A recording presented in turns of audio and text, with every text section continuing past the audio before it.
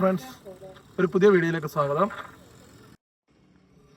എന്തുകൊണ്ടാണ് ഓല എടുക്കാതെ ഞാൻ വീണ്ടും ഒരു പെട്രോൾ വണ്ടി എടുത്തതെന്ന് എല്ലാവരും ചോദിക്കുന്നുണ്ട്. അത് ഓല തീർത്തും മോശമായതുകൊണ്ടല്ല, അതിന് കുറച്ച് കാരണങ്ങളുണ്ട്.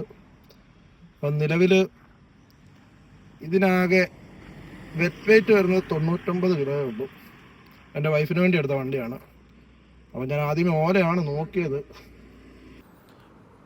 പിന്നെ എന്താണെന്ന് വെച്ച് കഴിഞ്ഞാൽ ഞാൻ നോക്കിയപ്പോൾ ഓല ഭയങ്കര ഹെവിയാണ് കേട്ടോ. ഒന്നാമത് ഇത് S1 Pro ആണ്.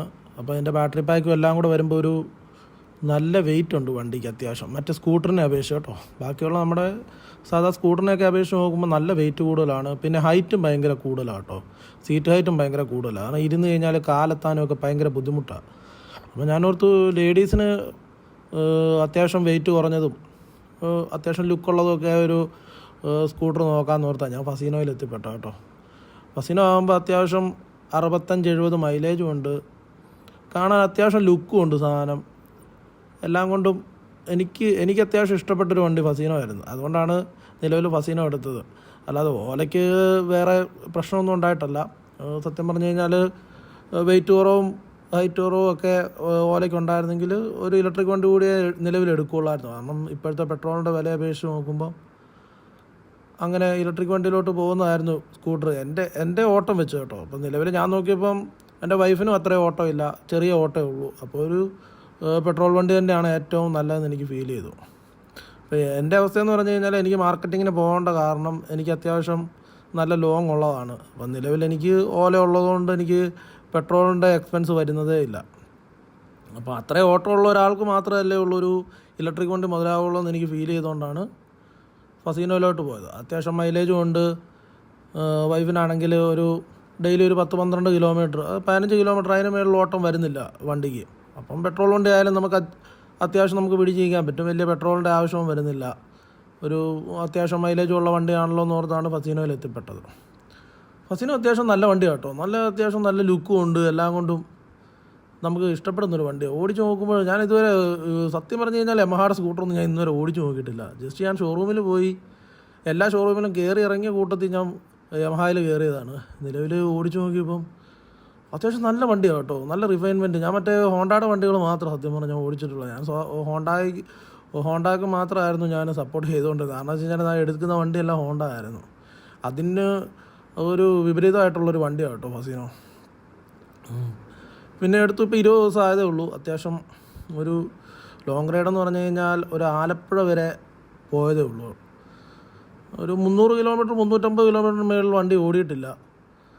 അപ്പം അതൊക്കെ കൊണ്ടാണ് എല്ലാവരും എന്നോട് ചോദിച്ചു, എന്തുകൊണ്ടാണ് നീ ഇലക്ട്രിക് വണ്ടി എന്നാ കൊള്ളിയല്ലേ, ഇത്രയും നാൾ ഇലക്ട്രിക് വണ്ടിയെ നടന്നിട്ട് പിന്നെ എന്നാ പറ്റി ഇപ്പം ഒരു പെട്രോൾ വണ്ടി എടുത്തത്, അത് പറ്റുന്നില്ലേ എന്നൊക്കെ ചോദിച്ചുകൊണ്ടാണ്. അതിനുള്ളൊരു മറുപടിയും കൂടെയാണിത്. എന്നാന്ന് വെച്ച് കഴിഞ്ഞാൽ മെയിൻ എൻ്റെ കാര്യത്തിന് എനിക്ക് ഓല മതി.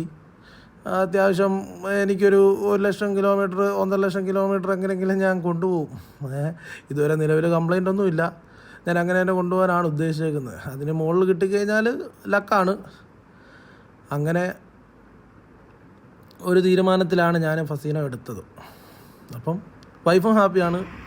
കാര്യം പറഞ്ഞാൽ എന്തൊക്കെ ബുദ്ധിമുട്ടുണ്ടായിട്ടുണ്ടെങ്കിലും ഞാൻ 54,000 കിലോമീറ്റർ ഓല കൊണ്ട് നടന്നിട്ട് വേറൊരു വണ്ടിക്ക് പെട്രോൾ അടിക്കാൻ ഭയങ്കര ബുദ്ധിമുട്ടാണ് കേട്ടോ. നമ്മൾ സ്ഥിരം പെട്രോൾ അടിക്കാതെ നടന്ന് വേറൊരു പെട്രോൾ വണ്ടി കിട്ടിയാലും പെട്രോൾ അടിക്കാൻ ഭയങ്കര ബുദ്ധിമുട്ടാണ്, അതൊരു സത്യമാണ്. ഞാൻ ഈ ഓല എടുത്തതിന് ശേഷം 2 വീലറിൽ പോകുന്നതിൽ ഒരു 95% ഞാൻ ഇതേ തന്നെ കേട്ടോ. 54,000 കിലോമീറ്റർ ഇതിൽ ഏകദേശം ഫുള്ളും ഞാൻ തന്നെയാണ് ഓടിച്ചേക്കുന്നത്. അപ്പം അതുകൊണ്ട് തന്നെ ഞാനിതിൻ്റെ അകത്ത് പെട്രോൾ അടിയൊക്കെ തീരെ കുറവായിരുന്നു. വേറെ വണ്ടി ലോങ് പോയ 1-2 വട്ടമാണ്. ഞാനൊരു പെട്രോൾ വണ്ടി എടുത്ത് പോയിട്ട് ആ ഒരു 1-2 വട്ടം ഞാനത് പെട്രോൾ അടിച്ചിട്ടുള്ളൂ കേട്ടോ. അപ്പം അതുകൊണ്ട് തന്നെ എനിക്ക് വേറൊരു പെട്രോൾ വണ്ടി പെട്രോൾ അടിച്ച് കൊണ്ടുപോകാന്ന് പറഞ്ഞാൽ ഭയങ്കര ബുദ്ധിമുട്ടാണ്. ശീലമായിപ്പോയി. വണ്ടി കുത്തിയിട്ട് ചുമ്മാ ഓടിച്ചുകൊണ്ട് പോകുന്നത് ശീലമായത് കാരണം ഒരു പെട്രോൾ വണ്ടി കൊണ്ടുപോകുമ്പോൾ ഭയങ്കര ഒരു അസ്വസ്ഥതയായിപ്പോൾ. പിന്നെ നല്ല വണ്ടിയാണ് ഫസീനോ, ഒരു അടിപൊളി വണ്ടി കേട്ടോ, നമുക്ക് പറയാതിരിക്കാൻ പറ്റില്ല. ഞാനിങ്ങനെ യമഹയുടെ വണ്ടി അങ്ങനെ ഞാൻ എടുത്തിട്ടില്ല. ഞാൻ ബൈക്ക് എടുത്തിട്ടുണ്ടെങ്കിലും എല്ലാം ഹോണ്ടയാണ്. ചുമ്മാ വെയിറ്റ് കുറഞ്ഞ വണ്ടിയും അത്യാവശ്യം ഞാൻ ചുമ്മാ എല്ലാ വണ്ടിയും ടെസ്റ്റ് അടിക്കാൻ പോയ സമയത്ത് ചുമ്മാ യമഹ ഷോറൂമിൽ കയറി ഫസീനോ എടുത്ത് നോക്കി കേട്ടോ. നല്ല വണ്ടിയായിരുന്നു, നല്ല നല്ല റിഫൈൻമെൻറ്റ് ഉള്ള വണ്ടിയാണ് കേട്ടോ. അത്യാവശ്യം നല്ല, എനിക്ക് തോന്നുന്നു ഈ സെഗ്മെൻറ്റ് അത്യാവശ്യം കൊള്ളാവുന്ന വണ്ടിയാണ്. ചിലർക്ക് എൻ്റെ ബൈക്കൊന്നും ഇഷ്ടമല്ലെന്ന് പറയുന്നുണ്ട്. എന്നുവെച്ചാൽ അവർക്കത് എൻ്റെ പുറകോശം ഇതിൻ്റെ ഈ ഡിസൈനൊന്നും ചിലർക്ക് അറക്കുന്നില്ല. എനിക്ക് സത്യം പറഞ്ഞാൽ കാണുമ്പോൾ മറ്റേ നമ്മുടെ കോബ്ര ആ ഒരു ഡിസൈനാട്ടോ ഫീൽ ചെയ്യുന്നത്. ചിലർ താറാവിൻ്റെ ബാക്ക് പോലെ ഉണ്ടെന്നൊക്കെ പറയുന്നുണ്ട്. എനിക്ക് മനസ്സിലായില്ല. എനിക്ക് നമ്മുടെ സർപ്പം പത്തി വിടർത്തി നിൽക്കുന്ന ഒരു സെറ്റപ്പാണ്. ആ ഒരു സെറ്റപ്പാണ് എനിക്ക് തോന്നിയത് കേട്ടോ. പിന്നെ രണ്ടിൻ്റെ ടയർ വെച്ച് കമ്പയർ ചെയ്യുമ്പം ഫസീനോ ടയർ കുഞ്ഞി ടയറാണ് കേട്ടോ. നമ്മുടെ ഓലയുടെ ടയർ വലുതാണ്. അതാണെന്ന് പറഞ്ഞിട്ട് കാര്യമില്ല. ഇച്ചിരി വെള്ളം കിടക്കുന്നതിൻ്റെ മണ്ട വഴി കയറി കഴിഞ്ഞാൽ തെന്നി അങ്ങോട്ട് വീണു. അതെങ്ങനെയാണെന്ന് എനിക്കൊരു പിടിയും കിട്ടുന്നില്ല. ഇതിൻ്റെ ടയറിൻ്റെ ഷേപ്പ് കൊണ്ടാണോ ഫ്രണ്ടും ബൈക്കും രണ്ടും ഒരേ സെയിം ടയറാണ്, അതുകൊണ്ടായിരിക്കും. ഇതിൻ്റെ ഫ്രണ്ടിലെ ടയർ തീരെ ചെറുതാട്ടോ, ബാക്കിലെ കുറച്ചുകൂടെ വലുപ്പമുണ്ട്. ടയർ വെച്ച് നോക്കുമ്പോൾ ആനകുതിര വ്യത്യാസമുണ്ട് ടയർ തമ്മിൽ. ഇതും ഡിസ്ക് വേരിയൻ്റ്, രണ്ടും ഡിസ്ക് വേരിയൻ്റ് കേട്ടോ. ഇത് ഫ്രണ്ട് മാത്രമേ ഉള്ളൂ. ഓരോ ബാക്കിലും ഡിസ്ക്കാണ്. S1 Pro ആണ്. എൻ്റെ ബാക്കിലെ ടയർ വലുതാണ്, കുഴപ്പമില്ല. സീറ്റാണ് ഹൈലൈറ്റ്. ഇത് ലേഡീസിനൊക്കെ നല്ല കംഫർട്ടാണ് കേട്ടോ. ലേഡീസ് മീൻസ് ഒത്തിരി വെയിറ്റ് ഇല്ലാത്തവർക്കൊക്കെ നല്ല കംഫർട്ടായിരിക്കും. ഞാനിതേ ഇരുന്ന് ശീലിച്ച് ഇത്രയും വലിയ സീറ്റായിരുന്നു ശീലിച്ച് പോയി കേട്ടോ.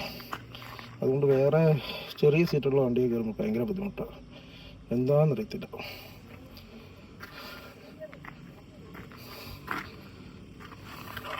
കുറച്ച് നേരം ഓടിക്കുമ്പോൾ